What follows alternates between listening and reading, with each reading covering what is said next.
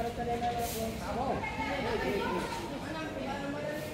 atas, yang atas, yang atas. Hei.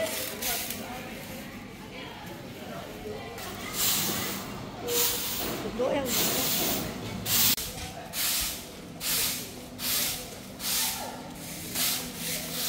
Pwede, sampata. Para bentong kesaran na inanahan deh.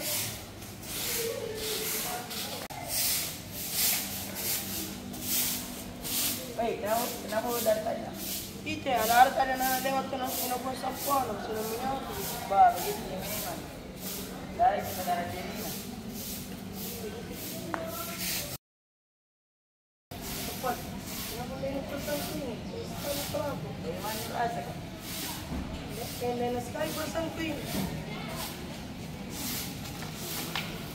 Alhamdulillah. Pinaguna bang, koy. Koy, bang ko. Koy. Pinapit naman ka dong. Pinapit. Bantu dulu. Akan jadi praktis dulu.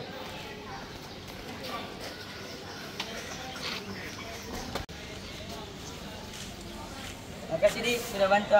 Ya sama-sama. Tunggu aja kita beli ke teman tayo. Iya. Kenapa Ki? Tadi tidak enak perasaanku, kayak buram-buram penglihatanku.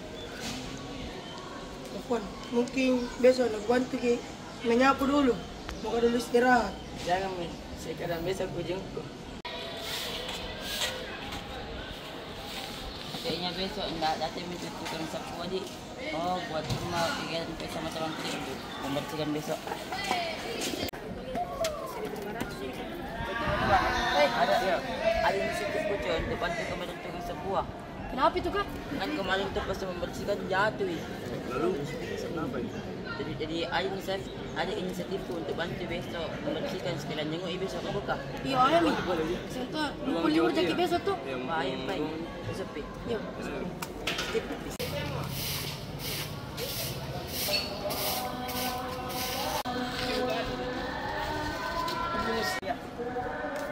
Dek, bagi jenguk kita mangkuk. Ya, iya om. Kalian sama Ipai. Ya, ayo pak om.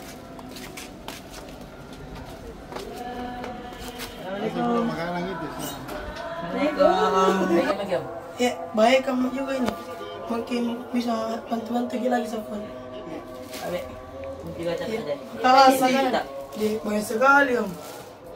Iya Ji. Itulah tadi teman-teman, Film pendek Yang menceritakan tentang tukang sapu apabila ia Sakit. Sekian dari kami. Assalamualaikum warahmatullahi wabarakatuh.